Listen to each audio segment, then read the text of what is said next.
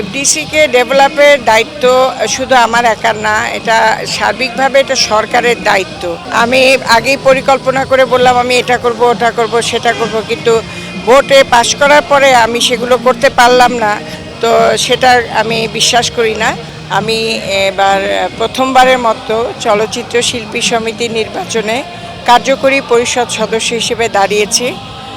আমি চলচ্চিত্র শিল্পীদের কাছে দোয়া চাই, ভোট চাই এবং আমাদের প্রতিটি নাগরিকের কাছে, বাংলাদেশের সকলের কাছে আমি দোয়া চাই। আপনারা দোয়া করবেন যেন আমি ভোটে জয়যুক্ত হতে পারি। আর এইবারের নির্বাচনে অনেক সুন্দর একটা পরিবেশ বিরাজ করছে। সুষ্ঠু, সুন্দর, নিরপেক্ষ নির্বাচন হবে আশা করি। একটা ঈদ আমেজ উৎসব মুখরিত এফডিসি। আর আমাদের পরিকল্পনা অনেক, কিন্তু কথা বেশি বলবো না, কারণ কাজ দিয়ে পরিকল্পনাগুলোকে বাস্তবায়ন করতে হবে। আমি আগেই পরিকল্পনা করে বললাম আমি এটা করব, ওটা করব, সেটা করব, কিন্তু ভোটে পাশ করার পরে আমি সেগুলো করতে পারলাম না, তো সেটা আমি বিশ্বাস করি না।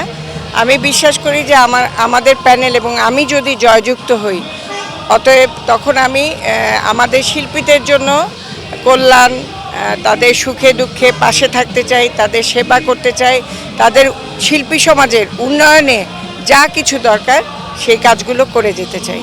এফডিসিকে ডেভেলপের দায়িত্ব শুধু আমার একার না, এটা সার্বিকভাবে এটা সরকারের দায়িত্ব, এফডিসির উন্নয়ন। আমি চলচ্চিত্র শিল্পী সমিতির যেহেতু নির্বাচনে দাঁড়িয়েছি, আমি সেটার একজন প্রতিনিধি। আমাদের শিল্পী সমিতির কাজ হচ্ছে গিয়ে শিল্পীদের যেন কোনো সমস্যা না হয়, তাদের যেন সুবিধা হয়, তাদের যেন কল্যাণ হয়, তারা যেন ভালো থাকতে পারে, এই কাজগুলো আর কি আমরা করব।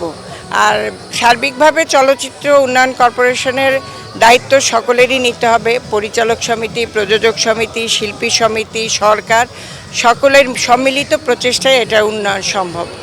শুধু আমি একা শিল্পী সমিতি এটা করতে পারবো না। টেকনিক্যাল সাইটগুলো আমাদের আরও উন্নত হতে হবে, আমাদের ছবিগুলি আরও উন্নত মানের হতে হবে।